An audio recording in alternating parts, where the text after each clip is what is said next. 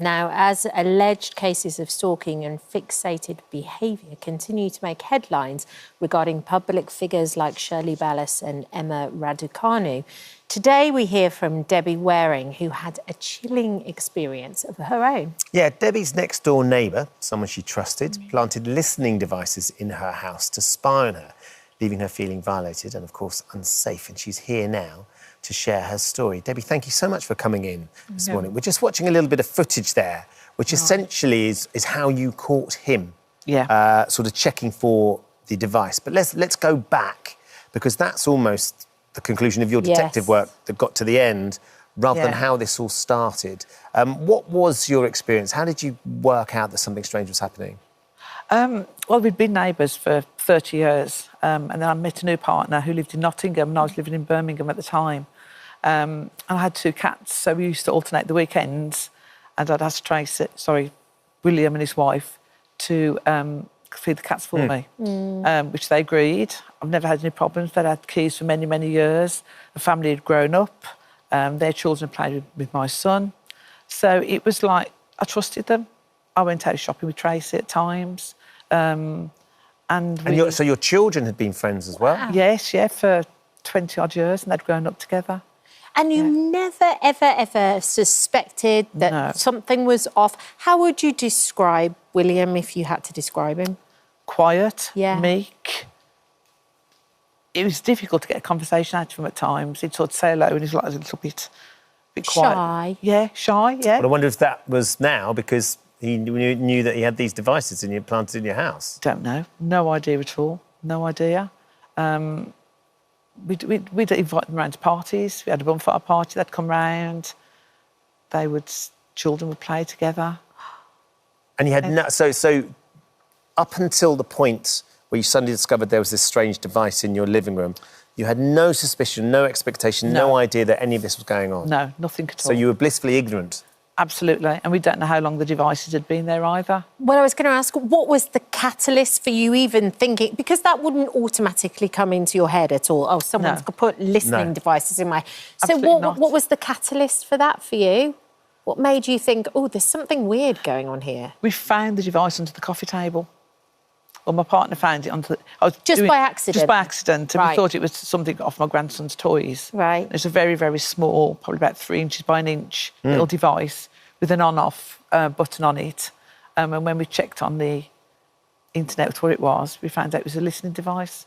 So and was there just that one? No. So once you found that and you realised this is somebody spying on me, did you then suddenly go into panic mode and start looking around the rest of the... Massively, because initially I thought it was live recording, so they could listen live conversation. Yeah. But then when we checked, it was a recording device that recorded for 4 to 6 hours. So my partner said, if there's one, there's probably more. So we obviously had the pictures off the wall, had all the drawers out in the living room and the kitchen. And then he says, I think we need to check upstairs. And I went, oh, please, not upstairs. So we went upstairs and there's one behind the headboard as well. Of your bed? Of the bed. How did you feel? I was hysterical. I was absolutely hysterical. I just couldn't get my head around why somebody would want to do that at all. Initially, when I found the one downstairs, I says, I wonder if this is my son playing a bit of a joke. So I rang. I said, have you planted a listening device in my house? And he went, no, Mum, why would I do that? Why would I want to listen to your conversation? And so when you found that, what did your brain do? Because you would go, oh, my goodness. So you went to your son, first of all, and thought maybe it's a bit of a joke or something like that. For the one downstairs. Yeah, but then where did your brain go to after that? It had to be someone who got keys to my house.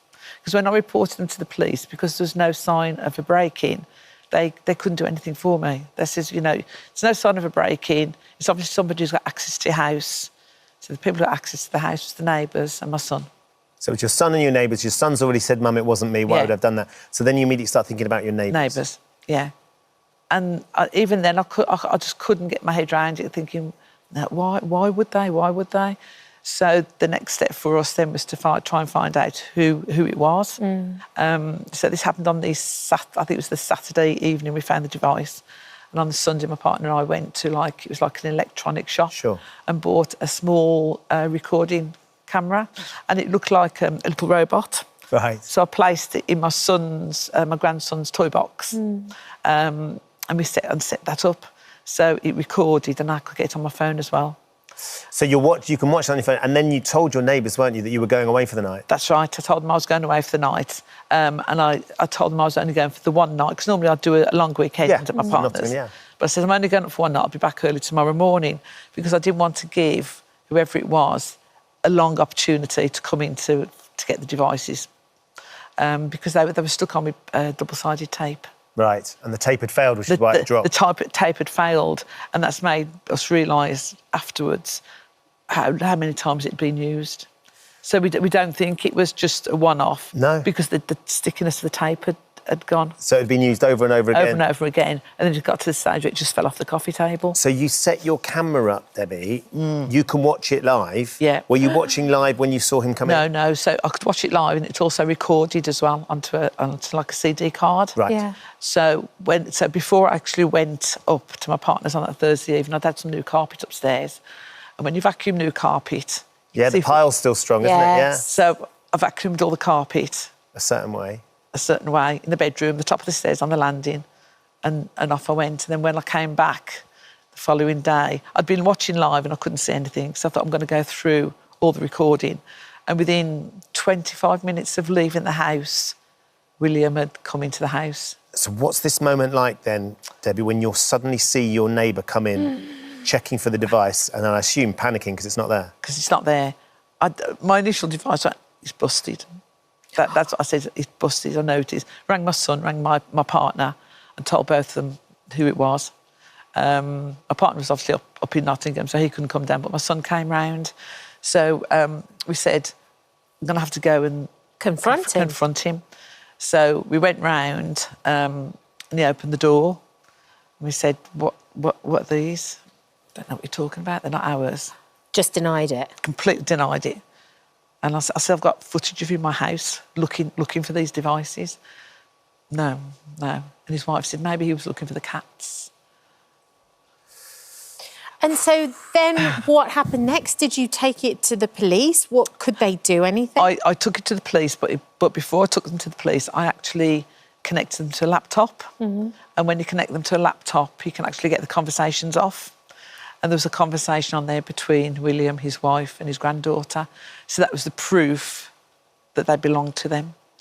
On the listening device? Because there was always that question, well, even though he's actually in your house, how do you know that's what he's looking for? You know, those questions were asked.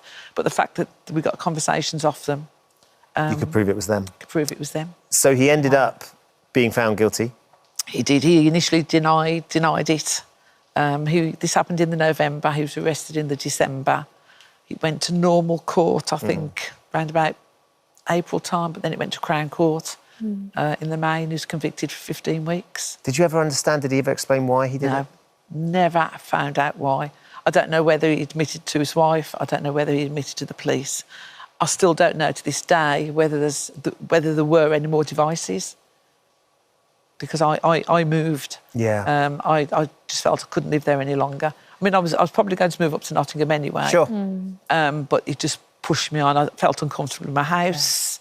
I was always looking out my window. If I wanted to go out, are they outside? Or I can't go out yet. Yeah. I didn't like putting my washing outside. It's unnerving, because it's isn't it? Unnerving, yeah. Yeah. And then there was the footprints either side of the bed as well. Yeah. That we got. It'd been upstairs in the bedroom. Well, look, Debbie did an incredible job to track him down. Well done. That guilt. Oh, hello. Thank you for visiting our This Morning YouTube channel. We upload tons of new content every single day. So hit the subscribe button, like all the videos, and don't miss out. We'll see you in the morning. Our first guest this morning loves his family so much that he's kindly paid for them to be frozen so that they can all be reunited in the future. That is lovely. Dennis Kowalski is head of the Cryonics Institute in the US, which gives people the opportunity to preserve their bodies after they die by being frozen in liquid nitrogen in the tanks there. You see them. In one day, science will be able to bring them back to life. So is there one person in each one of these tanks? Oh, well, like we're asked the question. Yeah. And listen, it's something Dennis believes could help people defeat death. And he joins us now to tell us more. Good morning there, Dennis. Good morning. Good morning. Thanks for having me. Pleasure. Now, Dennis, you have dedicated your life to cheating death. Tell us about the work that you've put into this and what it means to you.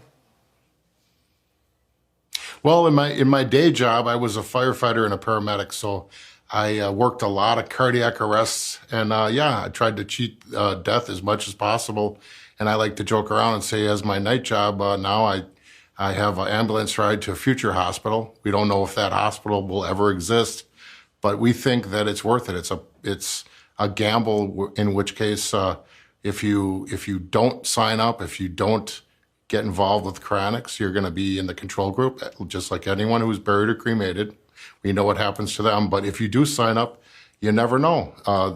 100 years ago, you couldn't bring people back from the dead, but through cardiac defibrillation and CPR, we're able to bring people back today. We're able to do what was impossible 100 years ago. I think in another 100 years, we'll be able to do a lot of other things that are not possible today, and that's the whole premise of cryonics.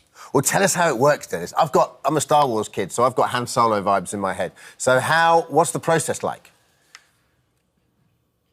Okay, so as soon as someone actually dies or goes into cardiac arrest, then we would call 911. I think you call it 999 in the UK. And after you attempt to revive that person, after about a half hour of attempts of medications and defibrillation and CPR, if it doesn't work, typically a person will be called on scene. But that's where we start. We continue the CPR. We put you on ice.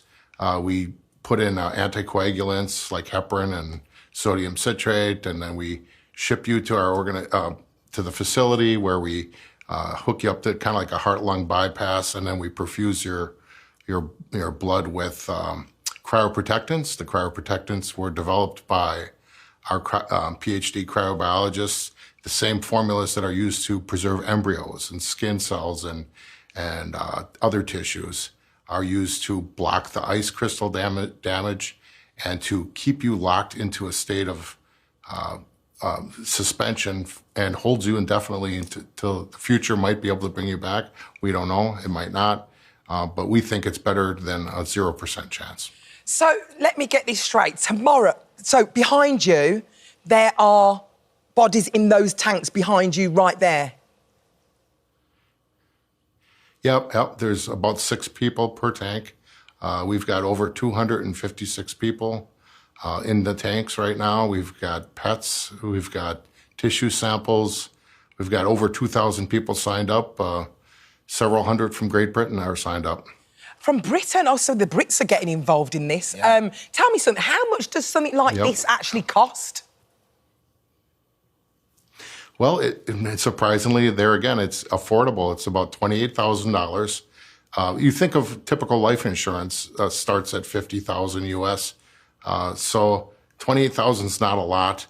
And people almost say, well, then you're going to run out of money. No, what we do, we're a nonprofit organization. All of our books are open for public scrutiny. That money gets invested in an endowment fund. The endowment fund puts it in index funds, and as long as the world economy is chugging along, as long as the whole economy hasn't fallen apart long term, there'll be money there on the interest to pay for the overhead, which is the taxes, the utilities, and all the salaries and the liquid nitrogen. So the money never really runs out. We don't mess with the principal. We just take that interest off, and then eventually, when we're able to revive someone, we use that money for the revival and reintegration into society, should that ever happen. David, if I'm in there with 6 other people, what's the deal? Can I do I have a say, can I go in with Alison or... What, in one of them tanks? Yeah. Do you get a say as to who you go in with? Well, you'd have to die at the same time, so I'm if you were on a trip together. And if you're up for it, let's do it together. What's interesting, Dennis, is the process is fascinating because so people sign up for it almost like they would a donor card in the UK, right? So you know when they die, you guys have to be there really super quick, yeah? Well, it's not necessarily us, too. We subcontract with other organizations. for instance, in Great Britain, they have UK Cryonics, which is a volunteer group that's set up with equipment and an ambulance and all the machinery and drugs needed to get a person what we call standby stabilization and transport, so that they can get them ready to ship over to the United States. So there's all kinds of organizations all over the world and locally all over the United States that help us out. I mean, it's fascinating, this is. And Dennis, you've signed up all your family. How many of you are going to go into one of those tanks? Well, I've got my wife and I've got 3 boys. And, you know, how many of us would give everything they own to bring back family members that, you know, you lost an uncle or a mother or father or sister or brother? I would. You know, I have a lot of friends and family, and I'd give everything. So I think $28,000 through life insurance is a relatively modest gamble for me. I mean, and so I think it's worth it. Yeah. Okay. And then I'm thinking, I've got Demolition Man in my head now, Sly Stallone.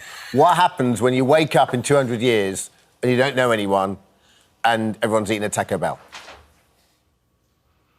Well, I mean, that would be the reason to try to bring your family and friends along, which I'm doing. But also, a lot of the people that are frozen before me, I know them. I know these people. You're fine. So, You've and got I'll know loads of some of the mates. people afterwards. You better die. Yeah, but here's another thing. Just imagine if you passed and you had nobody, or if you came from a third world country to the first world, you'd make new friends, you'd learn new things, and you'd get on with your life. You'd grieve, obviously, but yeah, it's much better to bring your family with if they're on board with this. Oh, my goodness. So have you got people in there who have been in there for decades at the moment? Well, yeah, the organization, actually, the ideal started in the 60s with Professor Robert Ettinger. He was a World War II veteran, war hero in the Battle of the Bulge, and he's actually frozen with us, too. And since the 1960s, we actually incorporated in the 1970s, and yeah, people have been getting frozen all along, and we've got over 2,000 people signed up. We're the largest organization in the world that does this, and also the most affordable as well. Listen, Dennis, thanks a lot. It's lovely to chat to you today. Thank you so much. And if anyone has more questions, come visit our website at cryonics.org. Lovely. Thank you, mate. Take care. Have a good day.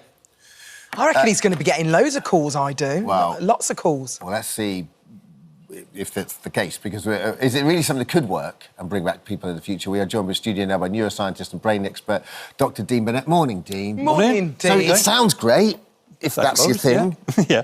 Yeah. Is it, I mean, how possible is this? I mean, I think that was a sort of a very positive outlook on it, but it's a long way off if it's possible at all, because I think the problem is people see this as like it's just a long, cold nap. It's not that. We're talking a serious physical change. Like if you fill your body full of liquid nitrogen, that's a massive, massive like biological disruption to everything, and especially the brain, which is like really, really fragile anyway. And you've got to bear in mind that the brain uses up like a quarter of your body's energy just by staying alive, just by sitting here doing nothing, just staying alive. Your brain is using up a quarter of your body's immediate sugar reserves. Now, you can't just turn that off and turn it back on again like it's a computer. It's a really demanding process.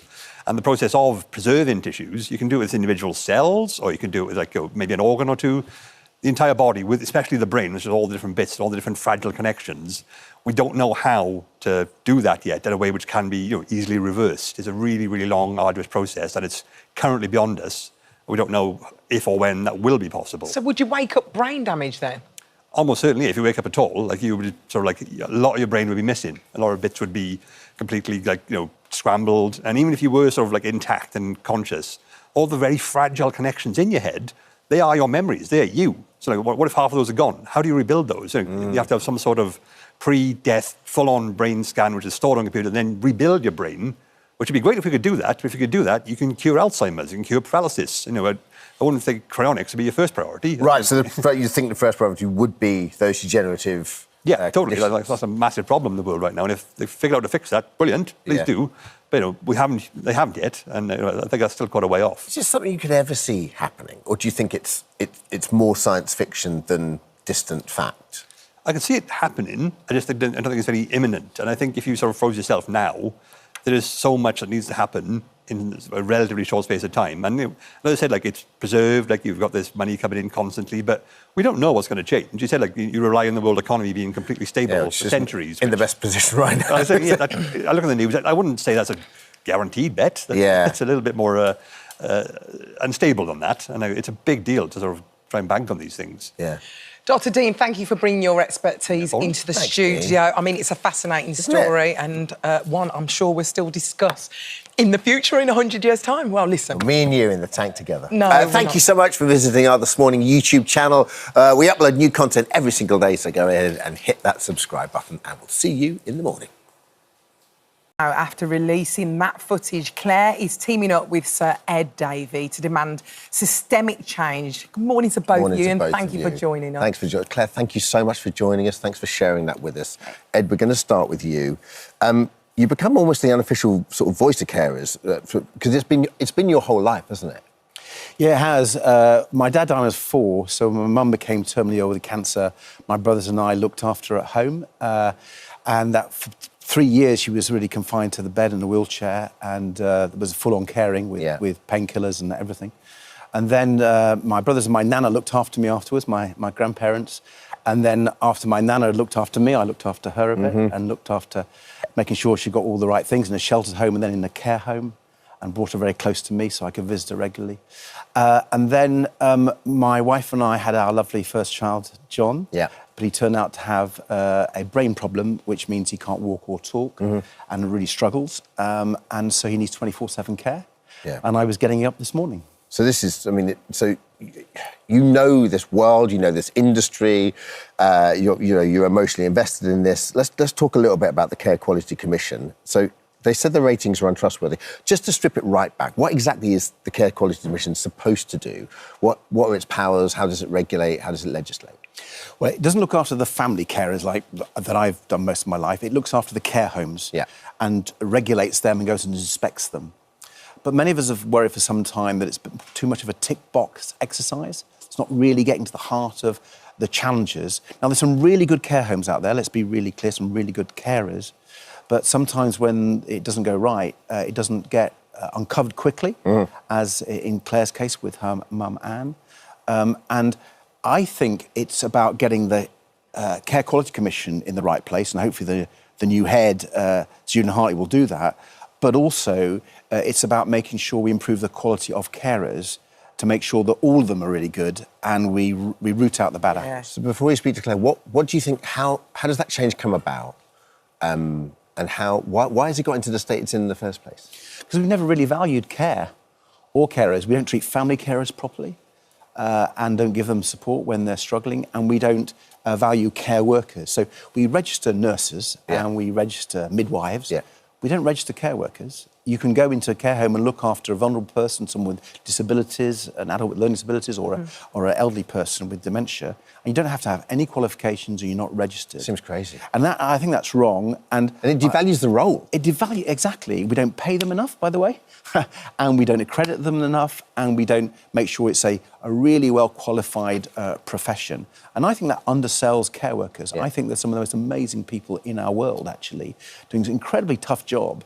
And I think, I'm a hands-on carer at home, and I go into care homes in my constituency, and I see how tough it is. And, you're dealing with lots of stuff, and you're dealing with very personal matters, right? Yeah. And you need to have human touch as well. So, I got my son this morning, just after 6, and the first thing I do with him is I have a conversation with him. Aww. And although he can't talk very much, and I'm trying to get him talking, so he has, for example, this sort of homemade fluffy toy, which is a head of a cow called Mooey, surprisingly enough. Mooey. And one of the conversations I have every morning with him is about Mooey. And I ask him what Mooey's been doing, and he says he's been eating green grass, and get him to say those G's, green grass. Yeah. And then I say, I hope you don't mind, I say, well, he's probably farting a lot. Yeah. And John's a 17-year-old boy, and he thinks that's funny. And then, we have a little, it just warms him up, and it's that relationship. And I think when you're caring, obviously for a loved one, he's obviously my son. Yeah. But if you're caring for anyone, you need to have that personal touch, and you need to have that friendly banter. And then you can do all the difficult stuff, because real caring actually is a privilege. The relationship I had with my mum was fantastic, and I value the time I had with her, as well as, being very honest, there's some pretty tough parts of it. Of course. Well, let's turn this conversation to you, Claire, and your experience of the care system. Obviously, when we've got to put a loved one into the care, it's a massive decision. And I know you've been a carer for 27 years, so you know the system.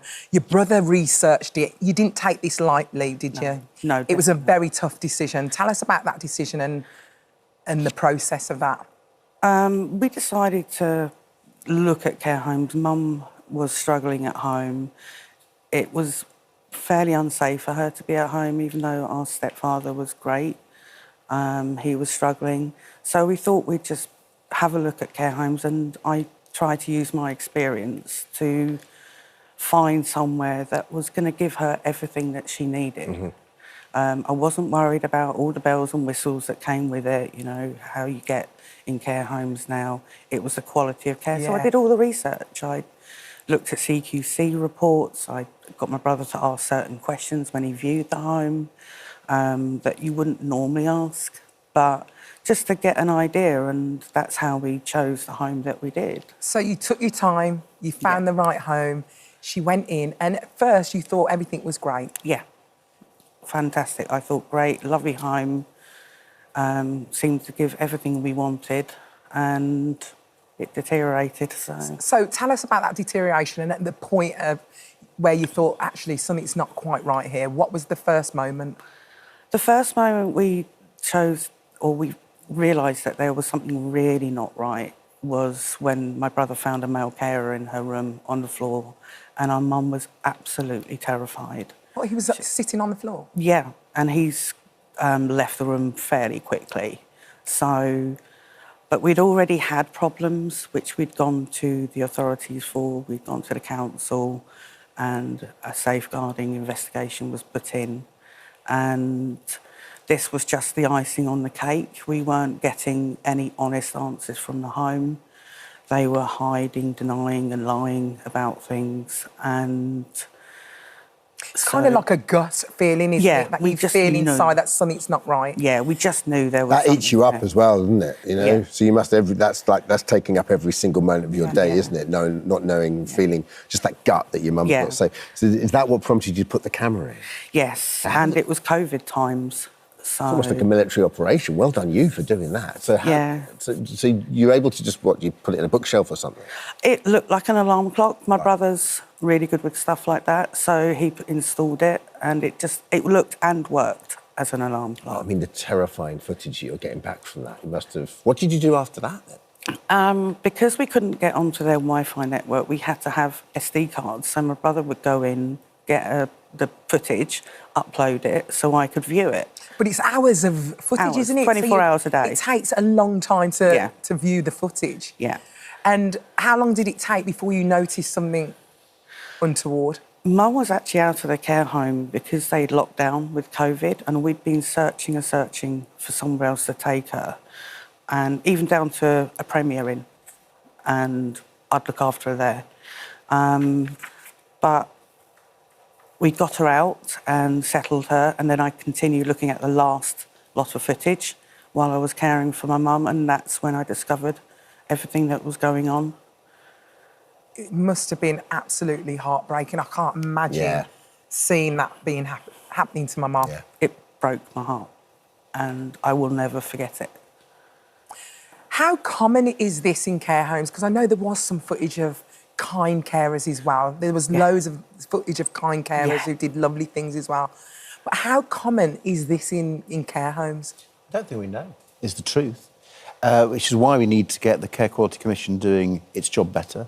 But also, Claire's idea with Anne's Law, named after her mum, to have a registration of carers, so it can just improve the overall quality and make sure people have that, not only not abusing the people they're looking after, because that's the baseline, right? You're not, but actually giving really quality care that you would give to your loved one. I worry about this a lot because, I'm an old dad. My son's 17. I'm not going to be on this planet all the time, so who's going to look after him?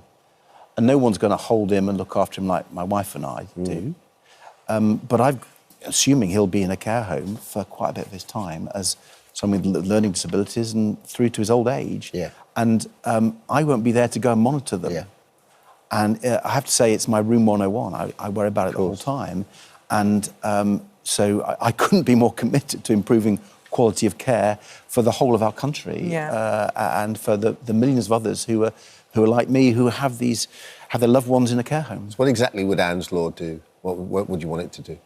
Well, there's a number of parts of it, and you probably talked about it. It was your idea, but I think the key one is the registration. Yes, definitely. I think that's important. Yeah, I think having a registration is important, and it also recognises the good carers and makes them, are looked at as professional, not just unprofessional. But also having people working off the same page, so the police have the relevant training and the understanding, and also that the providers themselves have accountability to what goes on in their homes is really important. You did have footage that you took to the police. What was done in that situation? Very little. The only person who received anything was the cleaner, who got a community resolution order. 2 resigned and 2 were sacked, and 1 member of staff was retrained. Right. I think Claire's been quite modest. She's been really not just brave and putting forward this idea, which I am and others are championing, but Claire, you've been a carer a lot of your life as well, working in care homes. So she does know what she's talking about. 27 years, isn't it? It's not just your experience with your mum, it's your own personal experience. You know what needs to be done. Yeah, I see it from both sides. So, just going forward, this presumably is an issue that, has cross-party support, I would sincerely hope. And it's far too important to be a political football. What big picture, how does this get sorted? Is it the join up between, getting rid of that disconnect between the NHS and care homes, and where do you start with this? It's a huge agenda. Yeah. To be honest, I think valuing the caring profession is the most important thing, whether it's Claire's idea of registration or paying them more. We've argued that there should be a higher minimum wage for care workers. So you take the living wage and add £2 an hour extra, because, I think as a society we should value the job of carers and what they do when they're giving themselves to look after our loved ones. We should value that more. Yeah. And that's going to cost money. Yes, of course it's going to cost some money, but that is part of how we take this forward. Well, listen, a spokesperson for Reigate Grange Care Home did say the behaviour of the individuals involved in Mrs King's care 3 years ago was reprehensible. I can't say That's right, but reprehensible. Yeah. OK, you just said it. And does not reflect our high standards. We have since implemented significant reforms to ensure that families and care providers alike are protected from the actions of rogue individuals. Thank you so much for coming in, both of you. Thanks for sharing your story. I imagine, there was countless people that are worried about their loved ones. And I think you're probably, what you're doing, pushing it forward, will hopefully abate that. And thank you so much. I really appreciate it. Best wishes and good luck for pushing it through. All right, Cheers. Thank you. If you're affected by anything we've discussed, you can head to the Free This Morning app. You can find helplines. Thank you so much for visiting our This Morning YouTube channel. We upload new content every single day, so go ahead and hit that subscribe button, and we'll see you in the morning. After turning 90, Dr. Neville Brown is officially Britain's oldest teacher. But his real and incredible legacy is the hundreds of students he's helped reach their full potential.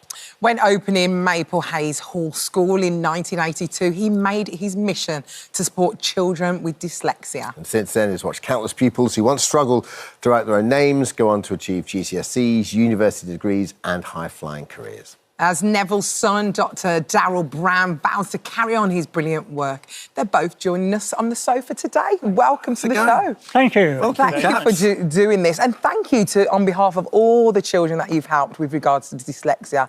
Neville, tell us, why was dyslexia so important to you? Was it in your life in some capacity? No, I wasn't dyslexic at all. I did well at school, but mid-career, I went out and did an MSc in psychology of education. Yeah. And there was somebody in the department, and she was a researcher, a year ahead of me, put it that way. And she just said in print that dyslexia was an intractable problem. Well, if it's intractable, you may as well give up and go home. Yeah. So I set about tackling a different way. And my knowledge of languages, linguistics, from my first degree, and then the psychology I was doing. And I started to put these together. And then I did the research in both the linguistics and psychology, each of which was worth a doctorate, incidentally. And then I worked out a different way from that, that it ought to be. Mm-hmm. That's unbelievable. And that actually hit the international scene with the NATO Human Factors Programme and everything, because it was revolutionary. And at the time, did you have much pushback? Were people reticent to kind of about what your findings were and what you wanted to do, or was it quite a... Well, in this country, there was always opposition. In America, they see something, and they offered me a chair at Piscataway University in '78. And in America, when they see something, we'll have it. Yeah. In this country, I found out that Maple Hayes was coming vacant as a surplus asset, and we hocked our house with the bank, sold our house, and got a bank loan and everything. But it's been a fight. Yeah, I bet. Ever since, it's still a fight now. Yeah. Yeah. So, Darryl, obviously you've grown up with this, and obviously when this school was happening, you helped out and put the carpets down. Yeah, and things like that. I was at school when it opened, so I was actually spending my evenings and weekends on that Christmas before opening in 1982, putting carpets down in dormitories and moving things around and getting the help we can get the place. Mending burst pipes. Did they? Well, obviously you was part of this whole process, and obviously we all know of the phonics system. Tell me about the system that you use. Well, we're using morphemes, we're using meaning units, and we're helping dyslexics because their greatest area of difficulty is phonics. And so what we do is we look at words in terms of the meaning unit in a word, and that's going to help them. If I give you an easy example, if you put ED on a word like work, it's worked. The sound would tell you it's a T on the end, but the meaning tells you it's ED past tense. Yeah. And for dyslexics that have been over-taught phonics and are using phonics routinely, they'll spell worked how it sounds. Yeah, with a T on the end. And it gets more complicated, but as you go higher up with bigger words. But if you are signing a letter, you sign a letter with your signature. And SIGN is in both words, same meaning. But somebody who is over-dependent on the phonics side of language will not make the relationship between those two words. So they might learn how to spell sign correctly, but they'll never spell that spelling correct in signature because the phonology, they lose it. Yeah. And so we teach meaning units, spelling patterns. How you pronounce it is later on in the process. They know what the syllables don't coincide with the morphemes. You see, if you've got the stock in trade of phonics, TION says shun, doesn't mean anything. But ION is the morpheme. And that occurs as a suffix, it can occur as a prefix, it can occur as a root in Ionic and things like that. You should do a book. What have you not written a book about? Yes, there is a book. Have you written a book yet? Yeah. Meaning, morphemes and literacy. I didn't read this book. Tells Nobody the told me theory. this. Yes. It's fantastic that you've done that. So what age do you normally take... when can you find... Because obviously we are, like you said, we're taught phonics. So when do you find out that kids are challenged, certain kids are challenged? Well, we're working with pupils who are really, really struggling. So we're like a safety net at the end of a process. Unfortunately, that process can be rather long. The breakdown point tends to be end of Key Stage 1. The phonics, the words that are trying to be tackled, the spelling patterns are not simple phonics kind of spelling patterns. And that tends to be the first real breakdown point for dyslexics. They can cope with simple phonics, but they can't move on. But we can take a child who comes in, can't even write their name, so they're at the level of dog or something like that, at the age of 11, 12, you know, coming into year 7. Yeah. And we can take that child and we can teach this way big words that are chosen in a pretest by the child as the worst thing they've met, sort of thing. The child chooses the worst word and we say, teach it to them. Great. And we teach it, but we don't let them copy. And then they gradually put the word, build the word up, and they very often they look at it and think, have I done that? That's fascinating. But you can see their confidence Just completely even change. in that short process, you can see a change. And Neville, has your love for teaching evolved? I mean, you've still got unbelievable energy, I can tell here with you, but do you still get up in the morning and have the same love for teaching you did 40, 50 years ago? Well, yes. It's called assessment by teaching. And I see every child that is aiming at the school, as it were, and then in front of the parents demonstrate all this. I don't think any other school does, but still. And then we give them, offer them a week in class doing the same kind of higher level work. It's new to work to the class. They fit into it. And at the end of the week, Mum, it's always Mum, does a report day by day of the child's take up. And parents say, I've got my child back. Yeah, because it's confidence, isn't it? They can do what all their friends, their peers, it has a knock-on effect, doesn't it? And then there's a lot of young people who are suffering with lack of confidence, lack of security, and it's creeping over into mental health issues. And part of that is associated with not succeeding in their learning. Well, listen. Anxiety goes, you know, mental health issues tend to go You've done such a good job. We're so happy that you've got to 90. Why can't you have more schools like this? I agree. Listen, well, Neville's just hit 90. You got a lot of whiskey that's going to keep him in stocked up till he's about 100. We've got a present for you. We've got a little present for you as well. You look at the screen over there. We've got a little present for you. This is for your 90th birthday. Have a look at this. Have a look at this. My name is Scarlett Miras Pye and I'm 12 years old and I'm a pupil at Maple Hayes School. I feel like Dr. Brown is really helped me with everything I do and I'm just really pleased that he had the idea of this school. My name is Samuel Lanham, I'm 15 and I go to Maple Hayes School. My old school didn't really help, to be honest. If I didn't come here, I don't know where I'd be. Thank you, Dr. Brown. My name's Sam O'Neill, I am a teacher at Maple Hayes and was also a pupil at Maple Hayes. Personally, I definitely wouldn't be where I am right now. Hi, my name's Harry Fenton and I'm 12 years old and I'm a pupil at Maple Hayes Hall School. I'd like to say a big thank you because if I didn't come to this school, it would be a lot difficult in life. My name is Eva Brandt and I'm 15 years old and this year I'm going to be doing my GCSEs and I do have to owe that to Dr. Brown. Dr. Brown Senior, Dr. Brown Junior and all of the staff at Maple Hayes have given us our daughter back. And literacy. Given us How lovely is that? Well, It's wonderful. so I mean, that lovely. just validates everything, doesn't it? You've given them, you've given these people their children That's really back. impressive. Yeah.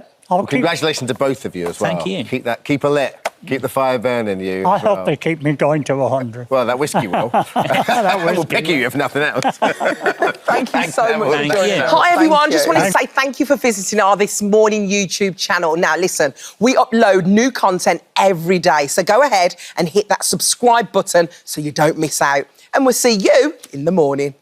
Oh, Sorry, you were so into I was it. so You into that, I didn't even get a chance to sit down. Well, listen, Drogo is joining us now with owner Tammy and water rescue dog trainer Pete Lewin. Thank you. Welcome to all of you. Guys. And welcome to our beautiful Oh, he's Drogo. gorgeous, Look at Drogo Tammy. just chilling out He's just in the the best. studio. He is absolutely gorgeous. Thank Tell us a little bit about Drogo's history, Tammy, because he's obviously in Ukraine. Tell us a little bit about what happened to him. So his breed is called a Central Asian Shepherd, or they also call them alibis. So it's not common out here on this side. But normally the breed comes from like Ukraine, Turkmenistan, Russia, all of those sorts of areas. And they're bred as working dogs. So they would live up in the mountains with the sheep and they'd protect them from wolves and bears and they'd be in packs protecting the sheep. So that they're guardians, essentially. And yes, I've rescued a few before. And we came across Maria, who was in Kiev as a breeder.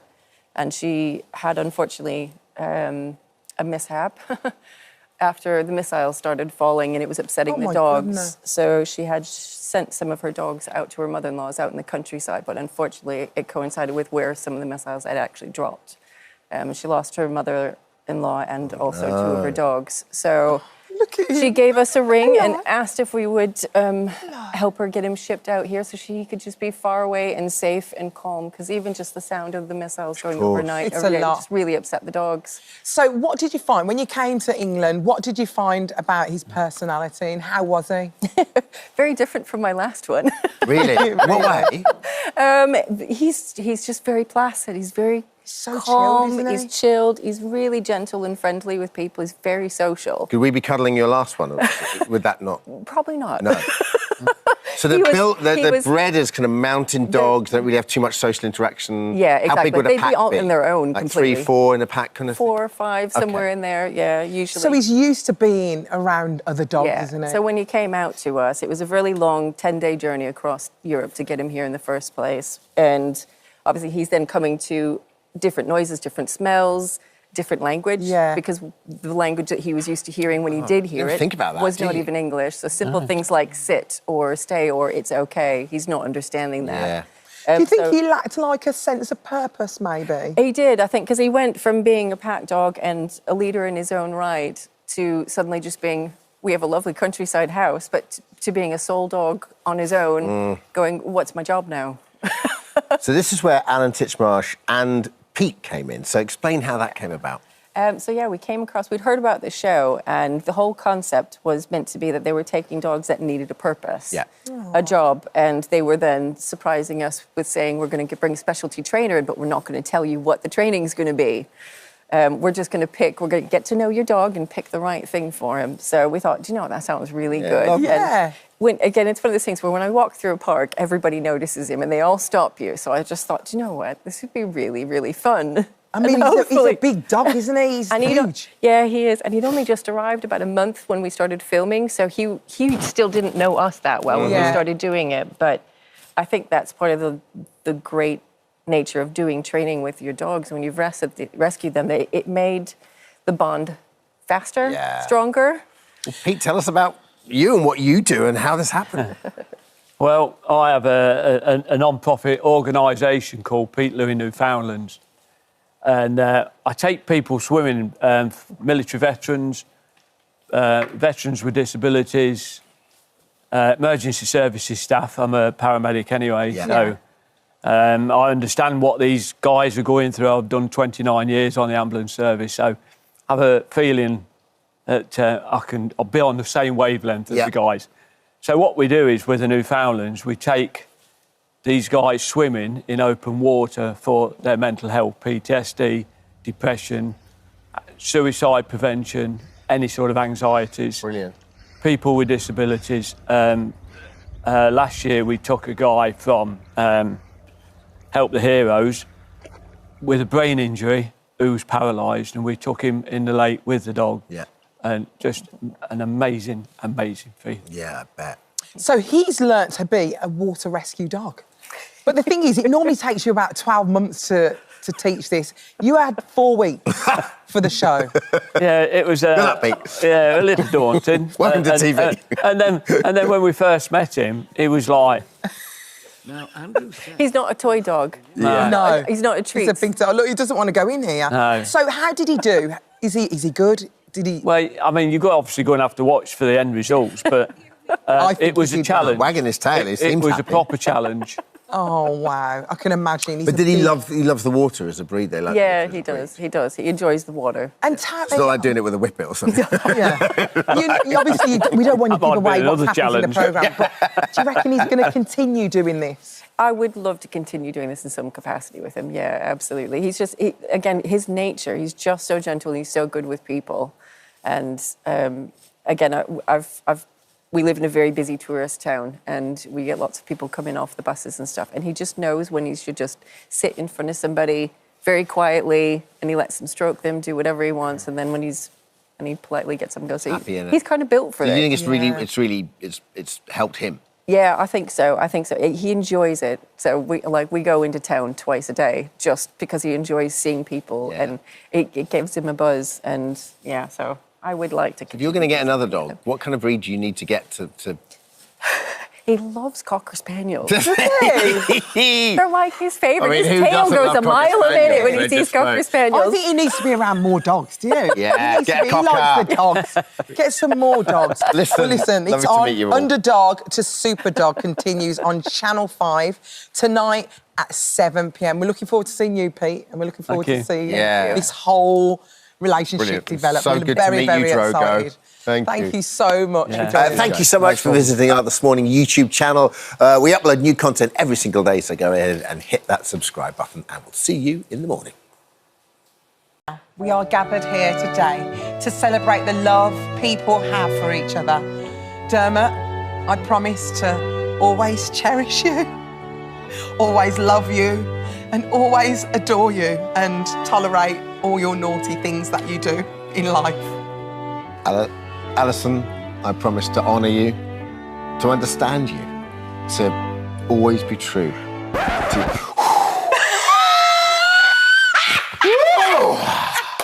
Well, actually, it's Someone not about... order me a cold shower right now. It's not about how much we love each other. Mama! As it's Valentine's Day, all morning, 14 amazing couples have been getting ready to renew their vows live on the show. Let's not the Too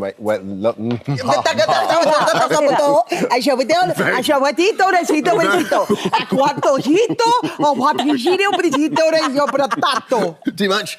Let's not the wait any longer. I think I stalled it. Because please be upstanding for our deserving brides and grooms with...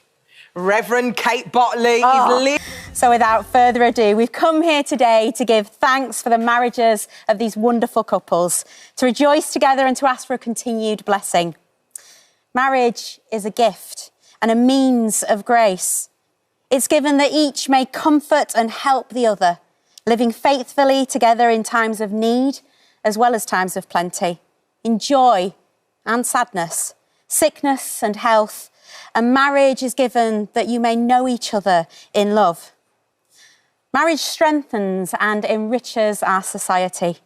And in marriage, a couple belong together and to each other. They live in their community and they're surrounded and supported by their friends and family. And you are supported by us here today.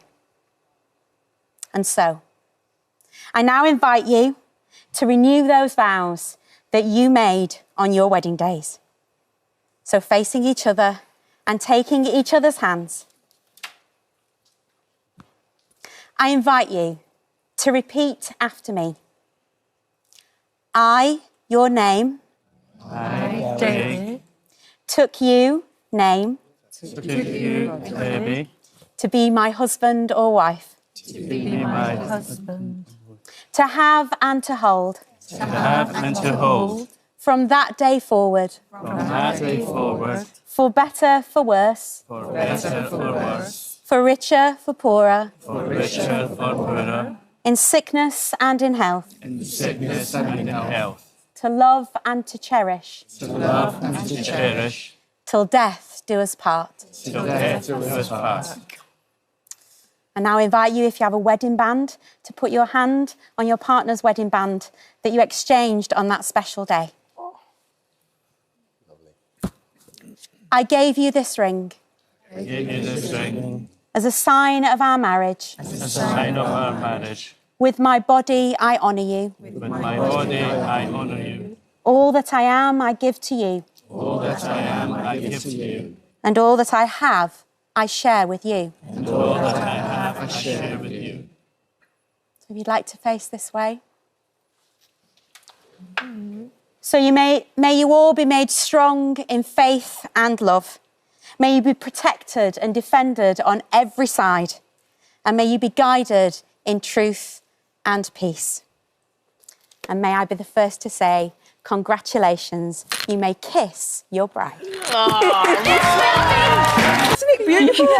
I actually didn't think it was going to be as emotional as it was. How was it for you, Leah? Lovely. 18 years in, still going strong. Oh, and then when you all looked into each other's eyes, did that feel 10 lovely? years today for me and Gary. So. Is it 10 Yeah, years? our Can I just say, I'm loving this outfit. This purple dress is stunning. How are you feeling, Craig? Oh, I'm all shook up. Fantastic. I'm ready for some cake. I don't know about you, Dermot. That was so nice. I didn't think it'd be so moving. Yeah, it always gets people. People always just think, oh, you know, we've done it before. But there's something about a wedding renewal where the pressure's off just a little bit. And even when we did the rings bit, I put my hand on my own wedding band just to remind myself that 27 years in. You're still there. Still doing it. What about Dermot, can I just ask you, Dermot? Yeah. Has it changed your mind? Would you renew your vows? I'd love to.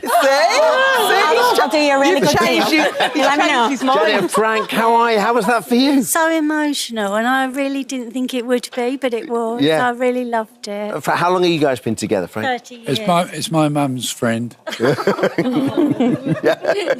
And I promised to marry her. Yeah. And I did. Yeah, the man of his word. How long have you been together?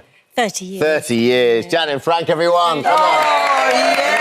Hi everyone, just want to say thank you for visiting our This Morning YouTube channel. Now listen, we upload new content every day, so go ahead and hit that subscribe button so you don't miss out. And we'll see you in the morning. Jack joins us now.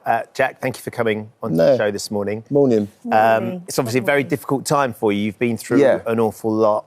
I wonder, firstly, how you're doing, how you're feeling right now? Yeah, really good, really good. And I think being in such a good place now, you know, in a good relationship and, you know, being mentally strong is why I'm able to talk about it. Because I think before, you know, things would go wrong or I'd do something or something bad would happen and I couldn't handle it. So I was always off, you know, drinking, taking drugs and things like that. So it was masking it. I never actually dealt with the problems that I had and the issues that I had head on. And a lot of the time, I thought I didn't have a problem. I assumed I didn't have a problem.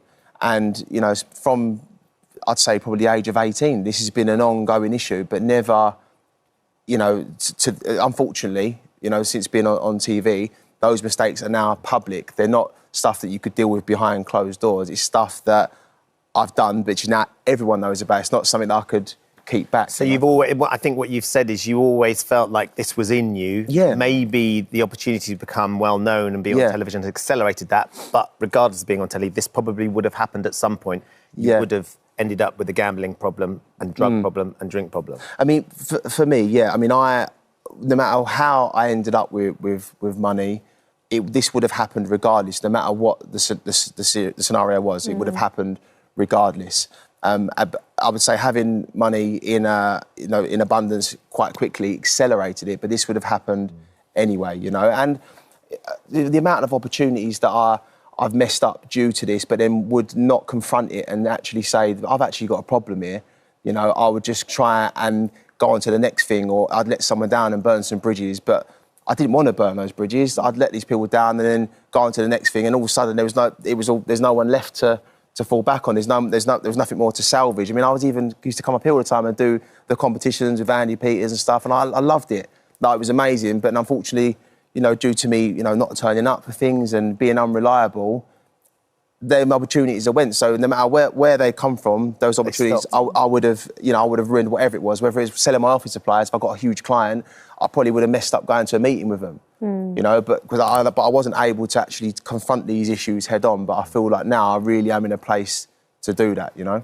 And is that one of the reasons why you're doing this now and why you're talking about it now? It's almost that sense, I suppose, of accountability, I guess. That the fact that if you sit here now and you say it, you're going to stick to it. That's what we all want you to do. With that, the reason that I wanted to talk about it like this is because I do want to hold myself accountable, because there's been a few different times that I, you know, would kind of say, oh yeah, I'm changing now, I'm really sorry for doing this, but I had no real intention of changing because I hadn't been dealing with the issues. And I thought, look, if you've got some fame and you've got a platform and you're well known, rather than it just be flooded with me having a sob story and crying and saying I'm sorry all the time, why not say, do you know what? Hold my hands up and say, look, I did make these mistakes, I did have these problems, you know, I was taking drugs, I was letting people down, but let's change the narrative now and use that platform rather than let it be full up with all this negative stuff. Let people say, do you know what? if he can do it, if he can have all these opportunities, if he can have all this money, lose it all down to what he was doing and turn it around, why can't I? You know, because there's a lot of eyes on it and I want it to be something positive now. I'm bored of myself. I'm sick and tired of myself, you know, keep saying I'm sorry and doing all these things, but making the same mistake over and over again. And I think that's a lot of what addiction is. It's like insanity. It's like doing the same thing over and over again, but expecting a different result. I'd have arguments with myself and say, this time round it'll be different. You know, you will make it tomorrow, but it never was the case. How bad did it get, Jack? I mean, it was awful. And it was always like, you know, it started out, you know, you just have a drink and then you end up taking other drugs. And then because you've taken so many of those, then I'll take others to go to sleep. And it's this cycle and you'd be all right for a few days. And that's why I always thought this isn't a problem, because I'd have a few days off in between. Yeah. But then what had happened is I discovered another drug, which is an anti-anxiety drug. And I'd start, and then I become physically addicted to that. That's why I went to rehab. I become physically addicted. I never experienced physical addiction, you know, like experiencing, you know, withdrawals and things like that. And it was like, mate, like how many times do you have to do this? And I think, you know, my family and my relationships and Chloe, they're all so supportive, but how much more have they got? How many more times are they going to be like, do you know what, Jack, yeah, it's okay, we'll get through this. There's got to be a point where they say, this is it now. And I think it got to that point where there was no more relationship to salvage. There was no money to go and even help yourself or go off to rehab. Well, that is one of the factors in this whole situation that you find yourself in as well, where you had a vast amount of money. Yeah. And you went through it so quickly because you'd kind of got this gambling addiction that was running at the same time. Well, it's not that. It was like these all went hand in hand. So I'd be, you know, I would be drinking and doing whatever I was doing, and then I wasn't in my right mind. So I'd think to myself, I'd convince myself, I know what I'm going to do. I'm going to go and win 100 grand today on blackjack. Never going to happen. Never going to happen. And then because of, how much were you gambling? Oh, the gambling. I mean, it was, and this was only ever when I was, I suppose the word is intoxicated.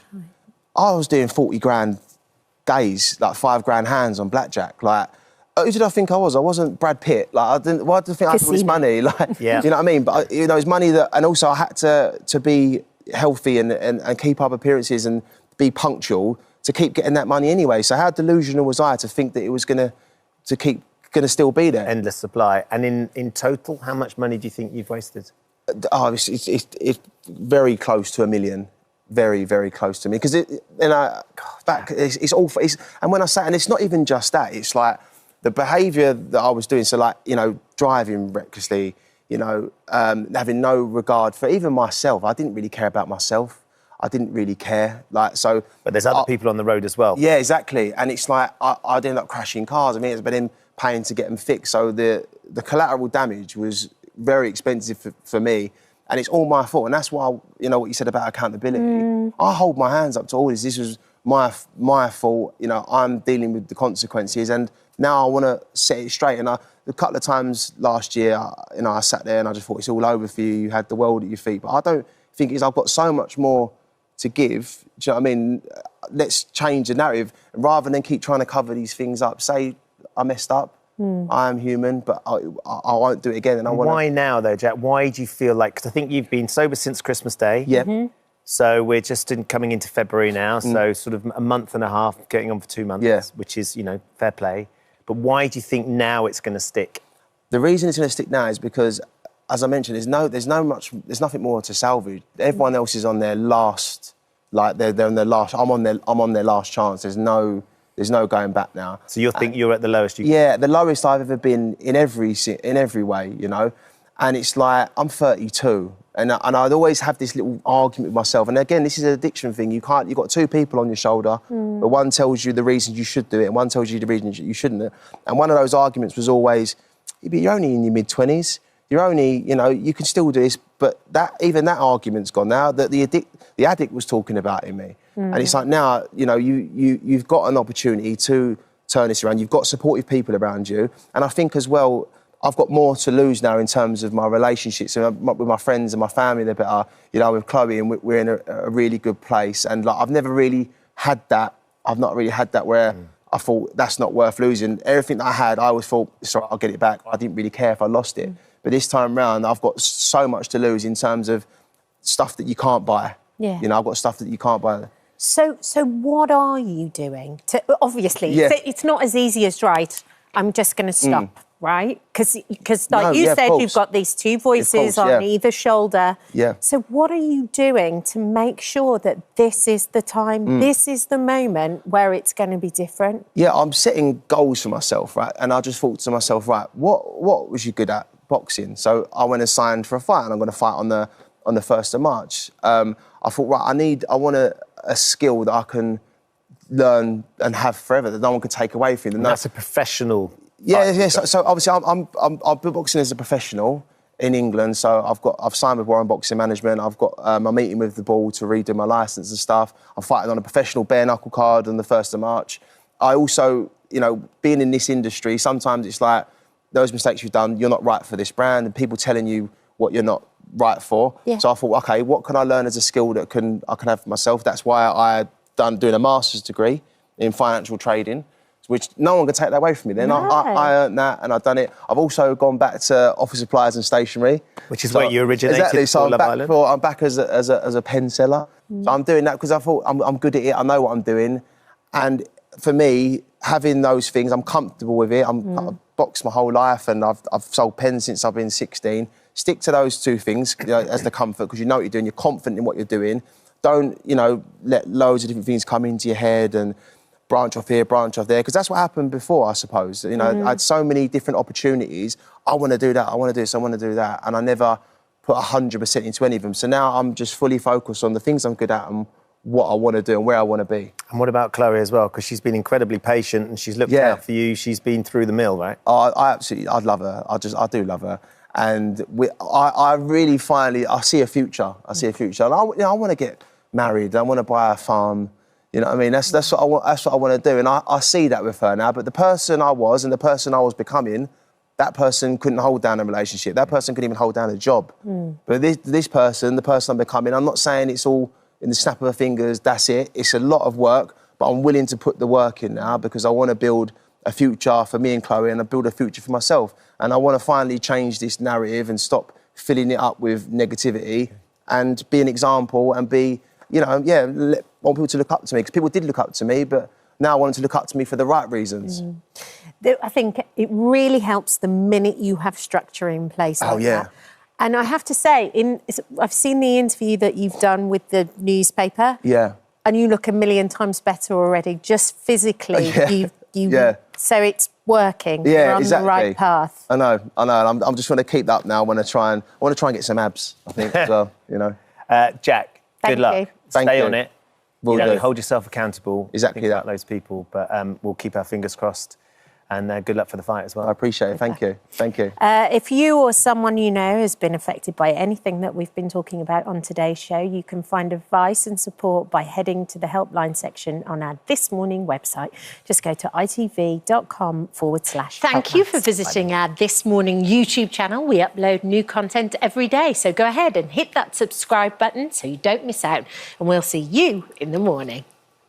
Now, we've spoken a lot about weight loss jabs on this show, but we've been delving into the lesser-known side effects. Yeah, so last week we were discussing so-called skinny jab face, which happens when many users develop a gaunt facial appearance, and what you can do to try and combat that. Today, we're looking at hair loss. Some patients have reported that they aren't just shedding pounds, they're also shedding their hair, and this is something our next guest experienced firsthand. Yeah, after rapidly losing 3 stone in just 4 months, thanks to the weight loss injections, Grace Kane noticed that her hair had started to fall out.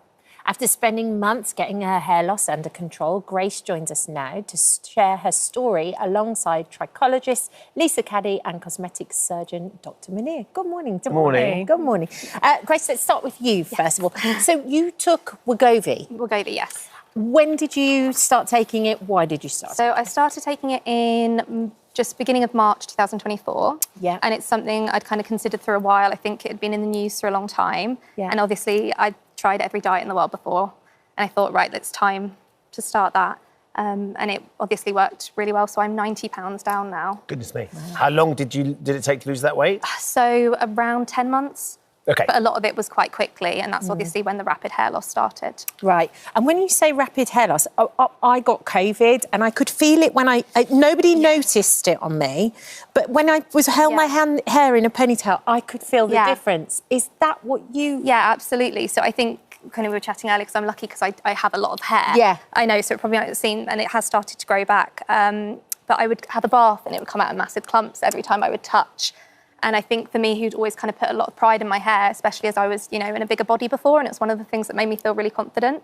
So it is kind of startling to suddenly lose that part of you. Yeah. And there's this conflict because you're obviously thrilled that you've been able to shift the weight, but at the same time, part of you that you're saying was such an important part of your identity is suddenly feeling quite fragile. How did you balance up the two things? I think it's one of those things I would have been feeling a lot worse about it if I wasn't so excited about my new body. And I think there was all these little things, being able to buy smaller clothes and being able to, you know, go to Pilates and fit in all the equipment that was such big bonuses that I could kind of put up with the hair loss. And I kind of knew that it would be temporary. So what did you start doing then? Did you go and speak to anyone or did you start looking at sort of options? I just started to focus, I kept focusing on the weight loss and the journey because I knew that my hair will come back once, you know, my nourishment is, you know, I knew it would come back. And I actually focused more on solutions to fix the appearance. So my wedding was actually coming up in October, so I had to fix out, you know, like extensions and trying to make it like look the part. Right. Lisa, is this something you're seeing quite a lot of? It's becoming much more common, yes. And I think it's important to point out that it's not actually the weight loss injection that is triggering the hair loss. Yeah. It's the weight loss that is triggering the hair loss because the hair follicle is very demanding in terms of energy and its food sources, its energy. So when there's that depletion in calories, when we're not eating regularly, it can force a lot of the hair follicles into a resting phase quite quickly. And then 3 months later, the hair starts to shed. And I think that's actual typical timing when grey start to notice it as well. And in terms of combating it, I mean, clearly Grace had the confidence that it's going to come back once her sort of nourishment comes back. But is there things you can do in order to sort of not allow it to happen in the first place or to aid the hair coming back quicker? I think it's really important that when you do, if you're having the weight loss injections, the food that you do eat is really nourishing and you have the best source of calories that you can. Supplements can be really useful because if you're not eating really well or very regularly, you can have nutritional deficiencies. So you can become low in iron or B12 or vitamin D. And there are supplements, oral supplements that you can take to top those levels up. But it's a lot about calories. You still need to eat enough calories if you want to optimise your hair, really. And what advice would you give to anybody who's considering doing the weight loss injections, but are hearing this and going, oh my goodness, though, I don't want to feel like that? Because they might have thin hair or fine hair as it is already. Exactly, and then it's much more noticeable when you lose hair, when you start off when it's very fine.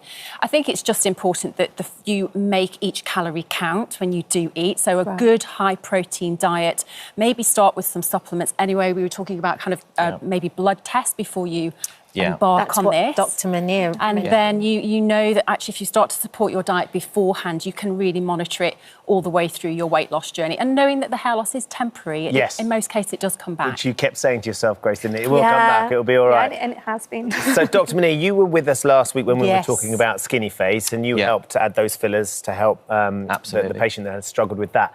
And it was when you mentioned hair loss, when you're doing it, you preempt somebody going on the jabs by doing a blood test or a swab test? Absolutely. Like anything in medicine is about prevention rather than cure. It works much better. So you really want to kind of like look at a patient and see whether they would be at risk. Because let's face it, not everyone gets hair loss when they're having these weight loss injections. So you really want to take a detailed history. Blood tests are great, exactly what Lisa was talking about, looking at things like B12, folate, vitamin D, iron levels, as well as hormonal function as well, all have an impact in terms of your hair loss. And there's also these cool new swabs that you can take that actually sample your DNA, and we can send it to a lab, and it comes back. And it comes back with things such as whether you've got an increased propensity to having low B12 in terms of your diet. So you'd be like, OK, fine, I'm going to have these weight loss injections, but I'm going to supplement my B12 because it could possibly affect my hair. And that even goes into treatment options. So we talked about topical solutions like minoxidil, for instance. That can be used to help with hair loss. And these tests actually tell you whether that's really going to work for you or not as well. So things are becoming a little bit more preemptive and intelligent as a whole kind of holistic treatment when you're looking at hair loss in general. As Dr. Munir said, that knowledge is power, essentially. To know these things, genetically, what we're predisposed to really helps. But Lisa, what can we do as to help make sure that we don't kind of lose our hair? What products are out there, So, if we're talking about diet and hair loss, it's a good idea to maybe take some targeted supplements that are targeted for hair. So supplements in the form of a tablet, which will contain things like iron, biotin, vitamin B12, vitamin D. That's a really good idea. So you can take an oral supplement, you could take a liquid that can perhaps also have some collagen in as well, because we know how good collagen is for our skin, our facial skin. And there's things like derma rollering, which as a treatment on its own doesn't have a lot of research behind it, but derma rolling of the scalp alongside something like minoxidil or another topical stimulant can help the penetration and the absorption of those treatments. So they can be supportive treatments. So there's a few little things that you can do to optimise your hair and support it through this journey. There are one or two surgical things as well, Dr. Munir, you can do. Yeah, so there's some more invasive things. And what I normally say to patients when they sit in the chair, look, I've suffered from hair loss myself since I was 18. I've had a hair transplant. And what I always say is a difference between the hair that you're losing and the hair that you've lost. So if you've got the genetics for hair loss, you're going to continue to lose hair over that time. This is why the treatments that Lisa just talked about are really important, because on a daily basis, you need to be using something to maintain your hair loss. And then once you've lost certain area, that's when you can look at things like hair transplants. Before that, you've got some in-clinic treatments such as PRP, polynucleotides, which are injectable treatments that help stimulate the hair. You've got one of my patients up there that was 2 weeks post a hair transplant. Right, okay. So, and hair transplants are both for males as well as females. And it's really important to talk about female hair loss because 50% of females by the age of 50 will actually see hair loss. And that's really high when you look at the population. And hair really means a lot to people. Yeah. What about rosemary oil as well, Lisa? Yes, there's been a bit of an explosion of rosemary oil. There was a small study done many years ago comparing rosemary oil with minoxidil. And actually, rosemary oil came out pretty favourable, but it's important to say that that study was very small, it was pretty flawed, and I think you're really better with a prescriptive treatment. Okay. Thank you all for joining us. Grace, you look amazing. Yeah, you do. Congratulations on your weight loss, and your hair obviously has come back. And your wedding, congratulations on that beautiful too. day too. Thank you all for joining us. Thank you for visiting our This Morning YouTube channel. We upload new content every day, so go ahead and hit that subscribe button so you don't miss out, and we'll see you in the morning. We're starting with a health story today. And it's kind of a strange story. It's almost like a stealth story. Decongestant sprays can be essential. I use them, struggling with cold and flu. But are they doing more damage than good? Well, doctors have now warned the dangers of using the over-the-counter nasal sprays after hundreds of patients reported addiction issues and extreme side effects. So this is something our next guest knows all too well. After becoming addicted to a nasal spray, Curtis Arnold Harmer was left needing surgery when doctors compared his nose damage to what you would find with an avid cocaine user. Curtis joins us now to tell us more, alongside Dr. Sarah. Good morning to you both. Wow. This is, like you say, this is something that, when I was reading about this story this morning, I see how it happened. It starts so easy. So take us back, 2019, you had a cold. You know, it's the everyday thing. Yeah. Tell us how it started. Of course, so had a cold.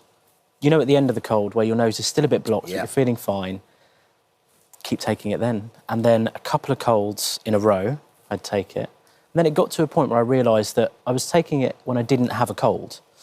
And the kind of bit between... at all or not when you're taking it? Yeah, my nose got to a point where it was completely blocked without taking that spray. Wow, so it you was become essential. dependent on it. Completely dependent, yeah. So the word addiction is interesting because I was completely dependent. There's no kind of addiction in terms of, oh, I need it because it makes me feel good. Hit. No, there's no high or anything like that.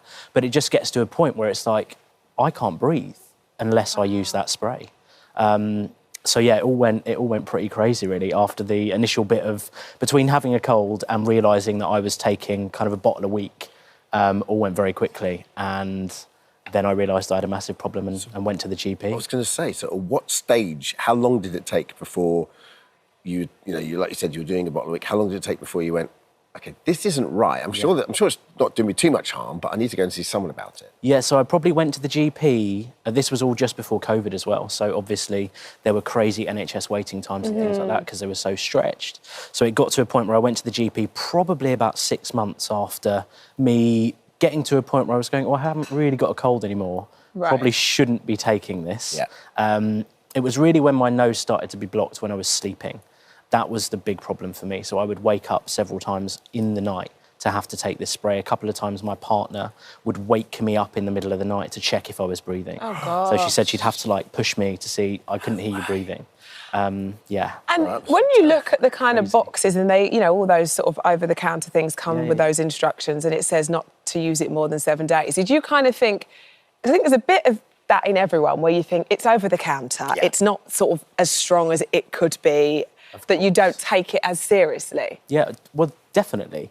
I mean, how many people could tell us exactly what the back of a packet of paracetamol says? Yeah. I'd argue nobody in here. Right, can. yeah, You can do 2 and then maybe a few hours twice later. a day. Sure, yeah. I think it's different though when it's a nasal spray because obviously we know the risks if we were to take an entire packet of paracetamol, for example. But taking a kind of bottle of that spray over the course of 2-3 weeks doesn't feel dangerous at all. No. So, yeah, I think that there is a real issue with how... I mean, you can buy this in a supermarket with a meal deal. Yeah. There is no doctor to talk to you about it. And, of course, there has been huge backlash from me telling my story of people just going, well, you should have just read the box. You're an idiot. Read the box. There's something about that I think is slightly redundant because the damage is done and thousands of other people are in this situation. It's just worth having a conversation about it, right? Absolutely. Sarah, No need for the backlash. Yeah, exactly. So Sarah's bring you in. Can you explain what exactly has happened? Yeah, so decongestants have a chemical in them that causes vasoconstriction, so the blood vessels narrow, and that helps with the congestion. But So that opens up the airway. Exactly. But what the problem is something called rebound congestion. And essentially, if you use it for a prolonged period of time, so over 7 days, and then what can happen is our blood vessels get desensitized and our body has to compensate by actually vasodilating. So the blood vessels get bigger and that then causes the swelling. Also, it works because the nasal mucosa, the lining of the nose, becomes irritated and inflamed using this continuously, and that then swells up. So it kind of works with a bit of a double whammy to mean that you keep on needing to use the decongestant to get just normal airflow again. So it doesn't have addictive properties in it in itself. No, you just get addicted to the process of using. Yeah, so there's a difference between dependency and addiction. Yes. With addiction, you know, there are changes within the brain, but dependency just simply means that you become dependent on using it just to be able to get through normal airflow. And because your body is naturally overcompensating and now it's acting as if it needs it, I suppose, which is a strange idea because you use it in the first place to help, but then actually you become dependent on it, as you say. What I can imagine... This is something that ends up being quite costly. Oh, my God, yeah. I mean, at the time, I think the one that I was buying is about £5 a bottle. And at the height of it, for a period of about 7 to 8 months, I was buying 3 or 4 bottles a week. Gosh. So it was costing me nearly £100 a month for nearly a whole year. And when you go and see someone about it, do they think you're on Class A drugs? I mean, it got to the point when I finally had a referral to a hospital, I saw a consultant and the first question they asked me after they looked in my nose and did a nasal examination is, how often do you take cocaine? Right. And I was like, oh, I've literally, not me, no, I haven't taken it. And they said, it looks like, I don't know if they believe me or not, but what they said is, it looks like you've been taking it every weekend since you were 18. Oh, my And at the time I was 24. So it was pretty frightening, actually, to hear that amount of damage could have been caused to my nose by something that at that time my mental health didn't think I could stop using. Yes. Right? So I was completely dependent on this thing, and then I'd just been told that actually it had caused irreparable damage to my nose. For something that that is so ready available, which is... At what point because obviously you went to the doctors and that's quite harsh hearing, like you say, mentally, that's quite impactful. You then have to have an operation. Yeah. And so what did that entail? So the actual operation I had is called a turbinate reduction.